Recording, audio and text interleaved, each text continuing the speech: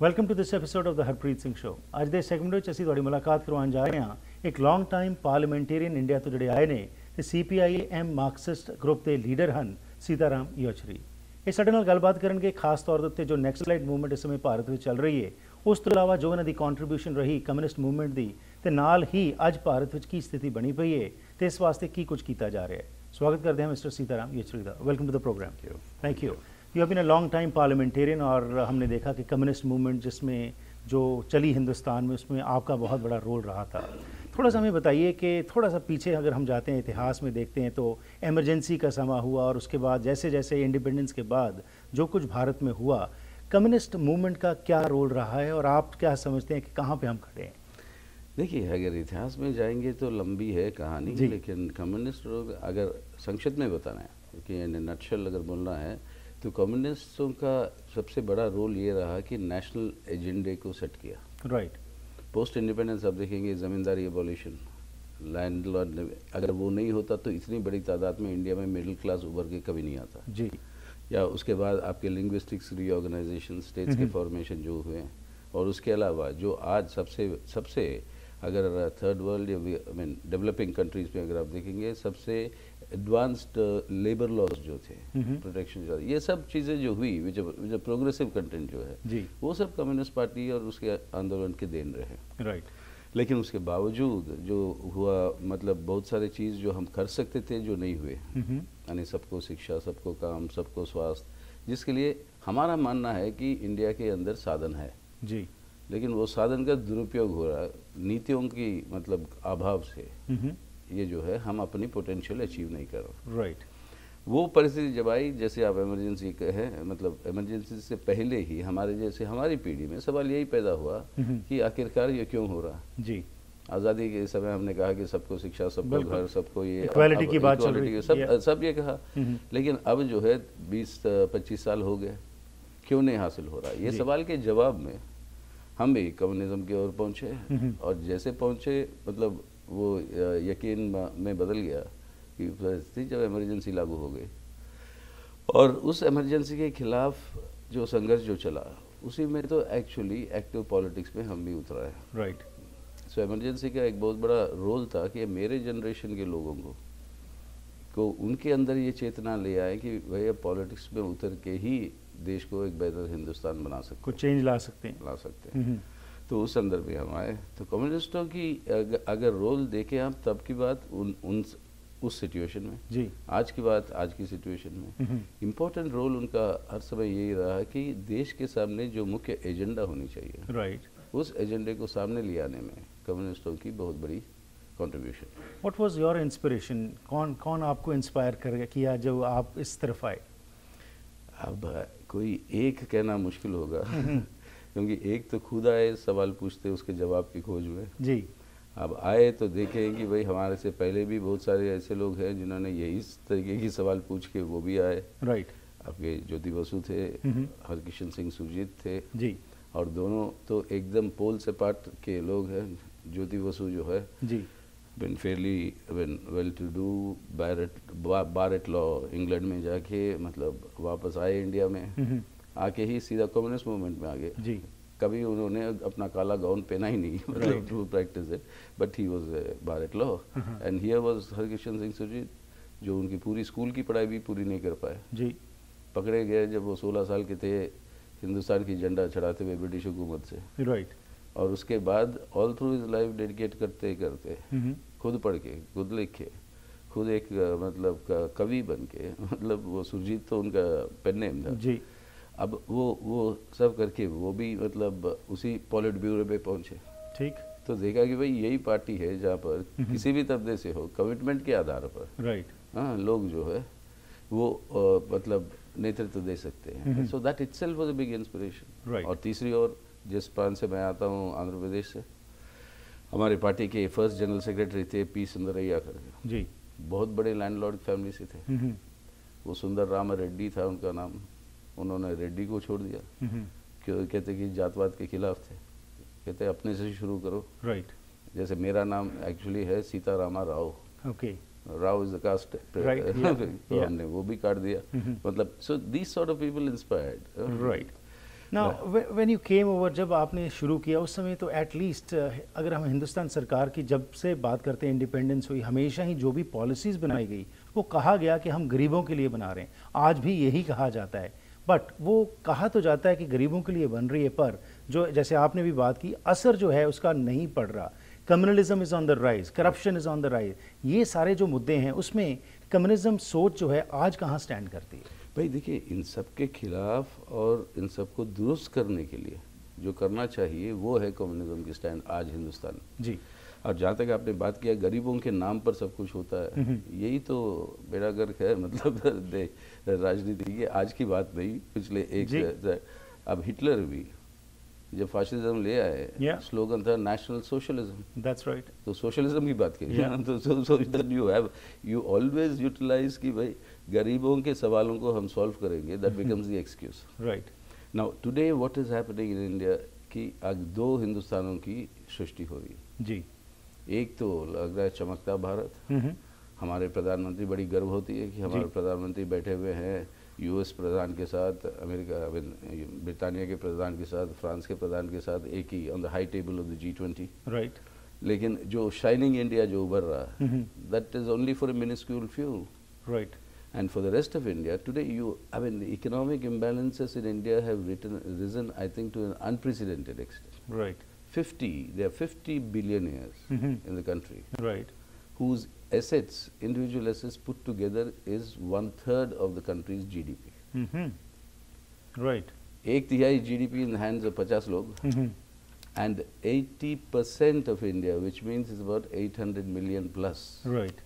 Official figures, studies have shown, official studies have shown that they are surviving on less than 20 rupees a day. Now 20 rupees would be 1/3 of a Canadian dollar. Right. Now even if you adjust to your purchasing power parity. Absolutely. Absolutely. You can understand the abysmal levels. Yeah. So these are the two Indias.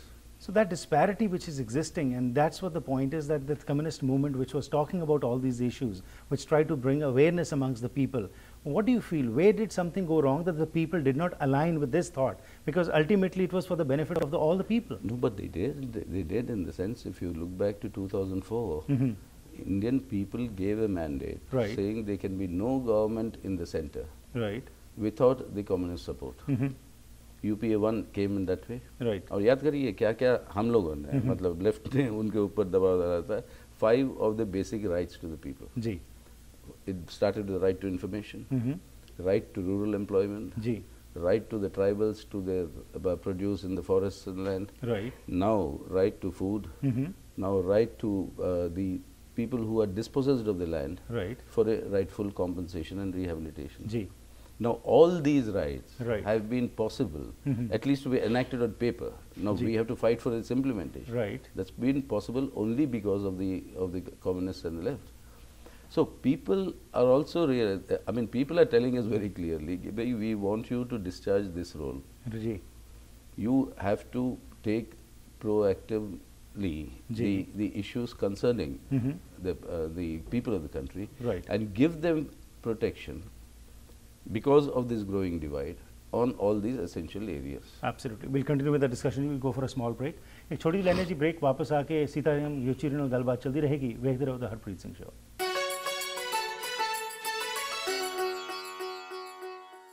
Once again, welcome back to the program.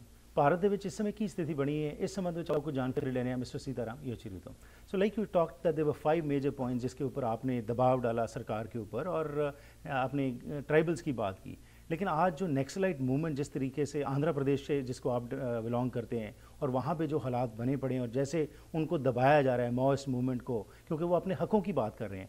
Multinational corporation जो है आके चाहते हैं कि हम अपना प्रसार करें, पर इन ट्राइबल्स को दबाया जा रहा है। उसमें ये बताइए कि जैसे ये यूपीए सरकार का रोल रहा, एफडीआई की भी बात करना चाहूँगा थोड़ी सी आपसे। और सेकेंडली, जैसे नक्सलाइट मूवमेंट को दबाने की कोशिश की जा रही है और उनको भी देशद्रोही कहा जा रहा है, क्योंकि आज भारत में अब एक और समस्या आ गई कि कोई भी व्यक्ति अपनी आवाज़ बुलंद करता है उसको देशद्रोही कह दिया जाता है, और मॉस मूवमेंट हमारे सामने उसका एग्जाम्पल है। नहीं, उससे पहले सबसे बड़ी तो कम्युनिस्ट मूवमेंट उसकी एग्जाम्पल थी जी, राइट। आज़ादी के 1 साल भी हुए नहीं जब हमें बैन कर दिया गया। एब्सोल्युटली। मतलब मैं तो पैदा नहीं हुआ वो अलग बात है, लेकिन पार्टी को बैन कर दी। राइट। और चाइना का के साथ कॉन्फ्लिक्ट हो गई जी, तो हम बन गए देशद्रोही। ये कहते हुए कि भाई ये आप प्रो चाइनीज हो। सो देशद्रोही का बहाना जो है वो हर समय इस्तेमाल करते हैं शासक वर्ग, राइट, अपने मतलब मकसद के लिए। जी। लेकिन ये जो नक्सलाइट मूवमेंट की बात आपने कही, ये बड़ी गंभीर समस्या है।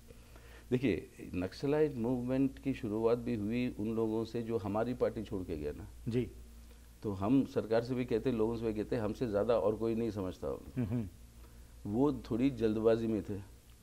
हम क्या कह रहे थे? हम कह रहे थे कि अगर देश के अंदर क्रांति लानी है जी, तो जब तक जन आधार को नहीं बढ़ाओगे, ठीक है, ये संभव नहीं है।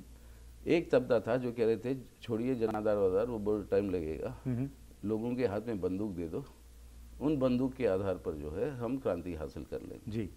तो हमने कहा ये गलत रास्ता होगा, क्योंकि बंदूक के आधार पर राजनीति चलाना जी, उसको देश की जनता स्वीकार नहीं करेगी, ना आज की दिन करेगी, क्योंकि लंबे एक नेशनल मूवमेंट से गुजरा ही देश की जनता जी, और वो जनतांत्रिक तरीके से जो हुआ। सो politics of the gun is not the answer. Right. तो हमने आर्ग्यू करने की कोशिश की, हुआ नहीं, हाँ, बट वो गए। लेकिन जिन सवालों के ऊपर वो गए वो सवाल तो जायज़ है, वो वैसे ही हैं।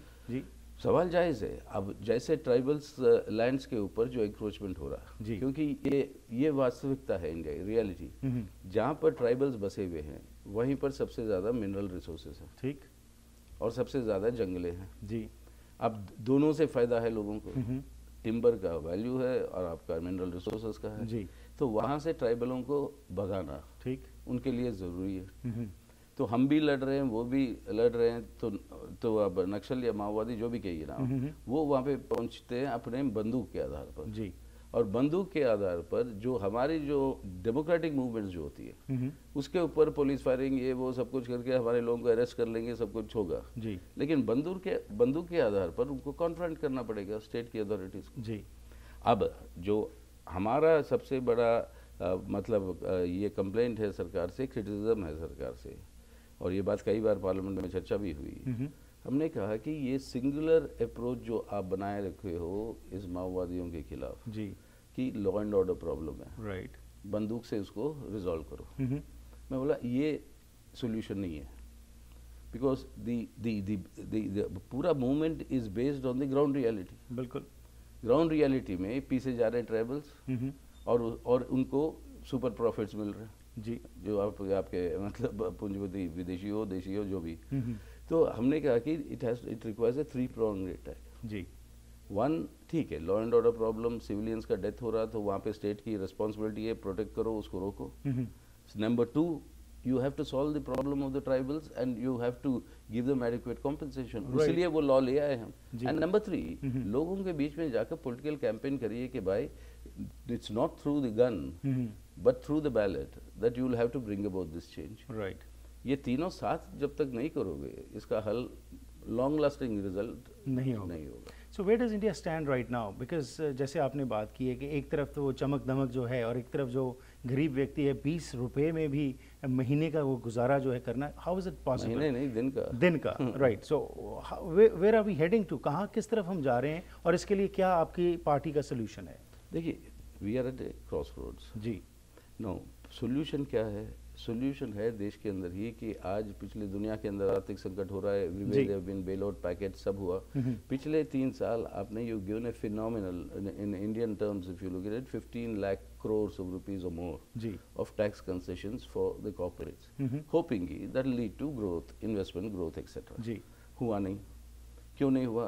कि इंडिया के अंदर लोगों के हाथ में खरीदने की क्षमता नहीं है। अगर 20 रुपए में गुजारा हो रहा तो क्या खरीदेगा? दुनिया के अंदर आर्थिक मंदी है, एक्सपोर्ट्स जो है बंद है वर्चुअली। तो अब क्या ये पूरा पैसा जो उनके हाथ में करेंगे क्या?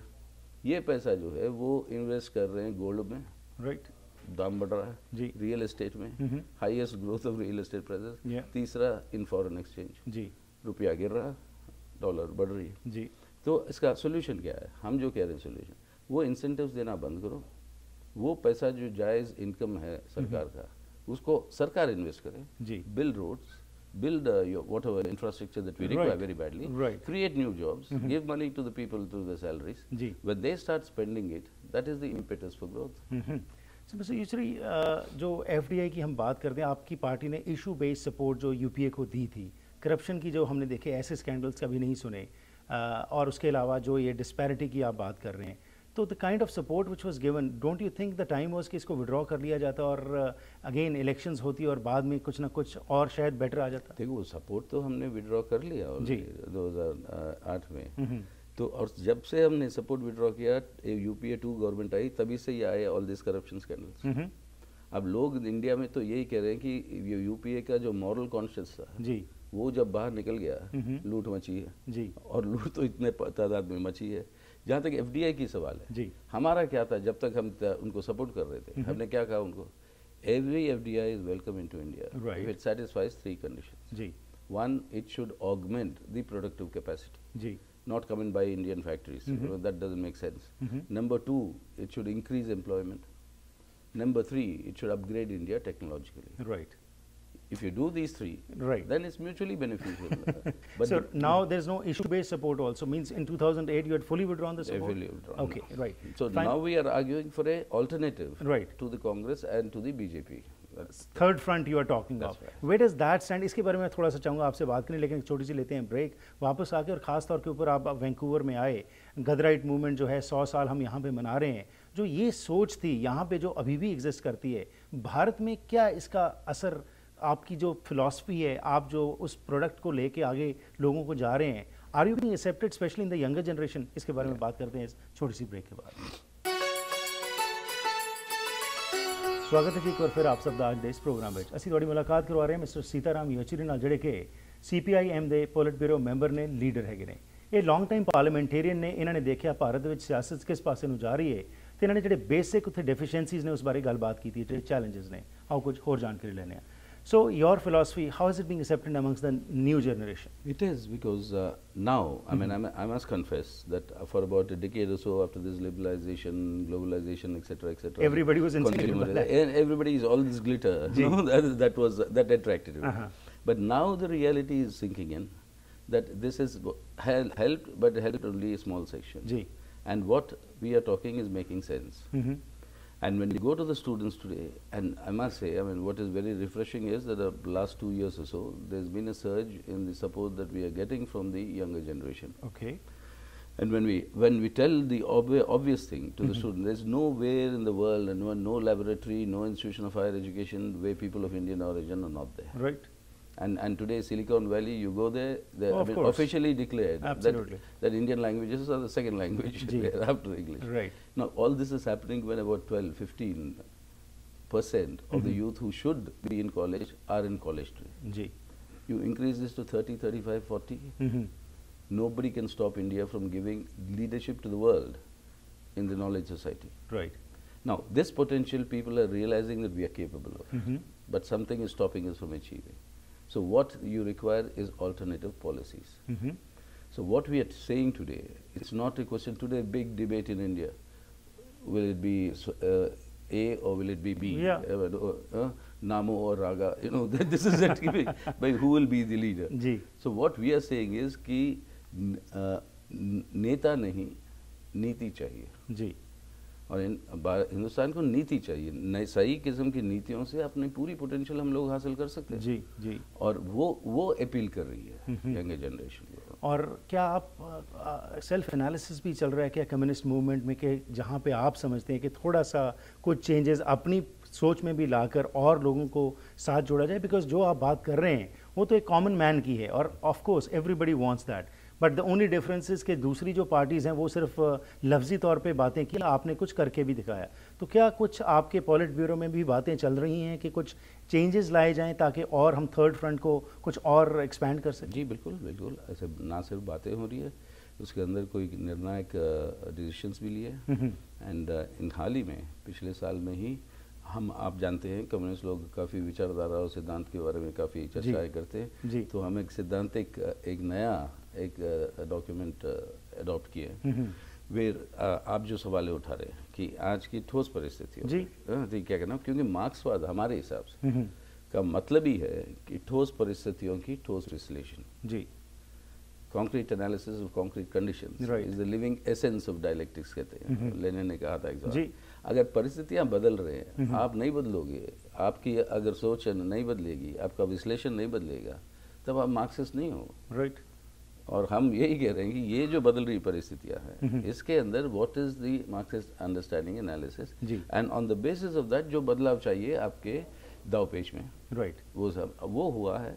अब हम समझते हैं कि 2014 के चुनाव में जी पूरी कोशिश है, उसके फायदे भी नजर आएंगे। राइट अब लास्टली जो आप यहाँ पे आए वैंकूवर में, और यहाँ पे जो इंडियन वर्कर्स एसोसिएशन की तरफ से प्रोग्राम किए जाते हैं और इस मूवमेंट के बारे में, गदराइट मूवमेंट के बारे में लोगों को जोड़ा जा रहा है, आपका क्या कहना है कि यहाँ पे आके आपने क्या देखा, और ख़ास तौर के ऊपर जो एनआरआईज हैं वो अपना क्या रोल निभा सकते हैं? क्योंकि जब पॉलिटिशियंस की बात आती है, they want change, everybody wants change, but when they come, those same politicians, the people just are around them, and the basic issues जो हैं वो साइडलाइन हो जाते हैं, और जो वैसे खातिरदारी में हम जुट जाते हैं और जो मेजर इश्यूज हैं उनकी बातें नहीं होती। तो आप क्या मैसेज देना चाहेंगे, और गदराइट मूवमेंट से क्या सीखा जा सकता है? देखिए, गदराइट मूवमेंट से कई सारे बातें हैं जिसको सीखना चाहिए, और कई सारे मल्टीपल उनका इम्पैक्ट रहा। एक तो उनका इम्पैक्ट रहा पूरे इंडियन नेशनल मूवमेंट पे जी। मल्टीपल, सुभाष चंद्र बोस को लीजिए, भगत सिंह को लीजिए, या महात्मा गांधी खुद नॉन कोऑपरेशन का आइडिया सबसे पहले गदरों ने किया था। वो क्या उनका नारा था कि पिंड वाले मामला देना बंद करो, अगर ब्रिटिश को अगर टैक्स नहीं दोगे तो वो हुकूमत नहीं कर सकते। तो देयर इम्पैक्ट वाज मल्टीफेरियस। लेकिन but one most important thing, कल वैंकूवर में वो गदर मेमोरियल पे जहाँ पे गए थे, कोमागाटा में, और उसी जगह 1 किलोमीटर डाउन इन द सी जहाँ पे उसको रोक दिया गया था, it was actually one thing strikes you so strongly is the fact that the immigrant Indians, particularly from Punjab, they have played a very, very, I mean, I would say a very pivotal role in the creation of a multicultural Canada. That's right. I mean, if you have the multiculturalism and you have a socio-political order, a modern socio-political order, their contribution is immense, no doubt about it. I mean, you cannot think of it without their contribution. Right. So, when you're saying what is the message for the Indian immigrants here, that's it. You continue to make the contribution to make Canada itself a much more progressive country. Right. Which, I mean, it is endowed with the best of resources. Right. Absolutely. And I think and continue to keep in touch with India. Right. And contribute whatever you can to create a better India. Sir, it was a pleasure having you. Thank you very much for that. Thank you. Thank you.